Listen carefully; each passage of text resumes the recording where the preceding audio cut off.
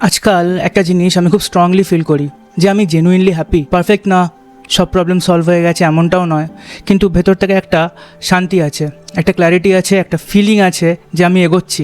আর honestly বললে এই জায়গায় আসতে গিয়ে আমাকে কিন্তু অনেকবার একা ফিল করতে হয়েছে। আর আমি তোমার সাথে কিছু রিয়েল কথা শেয়ার করব যেগুলো আমি নিজের লাইফে বুঝেছি, আর যেগুলো বুঝলে তুমিও শুধু সাকসেসফুল না, মেন্টালি স্ট্রং আর জেনুইনলি হ্যাপি হতে পারবে। নাম্বার 1, গ্রোথ মানেই কখনো কখনো একা হয়ে যাওয়া। একটা কঠিন সত্যি বলি, তুমি গ্রো করলে সবাই তোমার সাথে গ্রো করবে না। তুমি হয়তো নতুন কিছু শিখছো, নতুন গোল সেট করছো, নিজেকে ইমপ্রুভ করার জন্য চেষ্টা করছো, কিন্তু তোমার আশেপাশের অনেকেই একই জায়গায় কমফোর্টেবল। তখন একটা গ্যাপ তৈরি হয়, আমি এটাকে বলি পেস গ্যাপ। মানে তুমি ফাস্ট গ্রো করছো আর তারা একই জায়গায় আছে। তার মানে এই না যে তারা খারাপ, প্রবলেম হচ্ছে তোমাদের ডিরেকশনটা আলাদা হয়ে যাচ্ছে। এখন চয়েস, তুমি কি নিজের গ্রোথ থামাবে শুধু অ্যাডজাস্ট করার জন্য, নাকি কিছু সময়ের জন্য দূরে হয়ে যাবে? মনে রাখো, সবাইকে ধরে রাখার চেষ্টা করলে you will lose yourself. 2, বড় কিছু করতে চাইলে প্রেশার তোমাকে নিতেই হবে। দেখো, তুমি রিস্ক নিলে, তুমি নতুন কিছু করলে তোমার মাথায় যে টেনশন থাকবে সেটা সবাই বুঝবে না। তোমার বন্ধুরা ভাববে এত স্ট্রেস নিচ্ছিস কেন, কারণ তারা সেই গেমটা খেলছে না যেটা তুমি খেলছো। এটাকে বলা যায় স্টেক গ্যাপ। তোমার স্টেকস বেশি, তাই তোমার প্রেশারও বেশি। কিন্তু একটা জিনিস ক্লিয়ার করে নাও, এই গোলটা তুমি নিজেই চুজ করেছো, তাই ওভার থিঙ্ক না করে ওনারশিপ নাও। বলো, হ্যাঁ টাফ, কিন্তু আমি এইটাই চাই। এই মাইন্ডসেটটাই তোমাকে অনেক স্ট্রং বানাবে। নাম্বার 3, সব কথা সবার সাথে শেয়ার করার দরকার নেই। আমাদের একটা হ্যাবিট আছে, প্রবলেম হলেই কাউকে বলতে হবে, এক্সপ্রেস করতে হবে।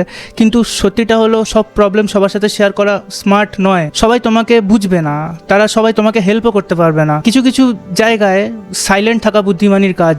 যখন তুমি নিজের প্রতি বেশি রেসপন্সিবল হও, তখন তোমাকে নিজের কথাবার্তাও কন্ট্রোল করতে হয়। তোমার ফ্রাস্ট্রেশন, তোমার ডাউট সবাইকে জানানোর দরকার নেই। ইনস্টেড নিজের প্রবলেম নিজেই সলভ করতে শেখো, আর যদি হেল্প লাগে শুধুমাত্র সঠিক মানুষকে অ্যাপ্রোচ করো। নাম্বার 4, সব রিলেশনশিপের রোল আলাদা। একটা মিস্টেক আমরা সবাই করি, আমরা এক্সপেক্ট করি একজন মানুষই সব কিছু ফুলফিল করবে, কিন্তু সত্যিটা হলো প্রতিটা রিলেশনশিপের একটা আলাদা রোল আছে। তোমার ফ্যামিলি তোমাকে ইমোশনাল সাপোর্ট দেবে, তোমার বন্ধু তোমার সাথে এনজয় করবে, মজা করবে, কিন্তু ক্যারিয়ার অ্যাডভাইস, গ্রোথ অ্যাডভাইস সবাই দিতে পারবে না। আর যখন তুমি ভুল জায়গায় ভুল এক্সপেকটেশন রাখো, তখন ডিসঅ্যাপয়েন্টমেন্ট আসবেই। তাই একটা সিম্পল কাজ করো, মানুষগুলোকে তাদের রোল অনুযায়ী অ্যাকসেপ্ট করো, দেখবে লাইফ অনেক সহজ লাগবে।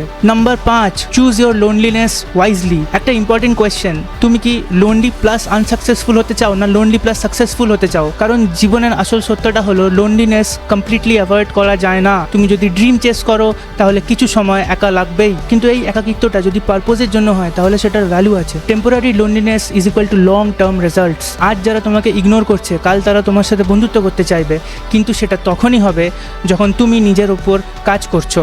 6, নিজের বেস্ট ফ্রেন্ড হও। এটা খুব ইম্পর্টেন্ট। তুমি নিজের সাথে কেমন বিহেভ করো, নিজেকে তুমি কি বলো, আমি পারবো না, আমি ইউজলেস, আমার দ্বারা হবে না, এইভাবে যদি তুমি নিজের সাথে কথা বলো, তাহলে তুমি কখনো হ্যাপি হতে পারবে না। একটা জিনিস মনে রাখো, তুমি নিজের সাথে সারা জীবন থাকবে, তাই নিজের সাথে রিলেশনশিপটা স্ট্রং করো, নিজেকে রেসপেক্ট করো, নিজের প্রমিস রাখো, নিজের সাথে অনেস্ট থাকো। যেদিন তুমি নিজের বেস্ট ফ্রেন্ড হয়ে যাবে, সেদিন লোনলিনেস ফিলই হবে না, কারণ তুমি একা না, তুমি নিজের সাথে আছো। তো যদি তুমি আজকে লাইফে স্টাক ফিল করো, লোনলি ফিল করো, জাস্ট রিমেম্বার, তুমি ভুল পথে নেই, তুমি উন্নতির পথে আছো। নিজের উপরে কাজ চালিয়ে যাও।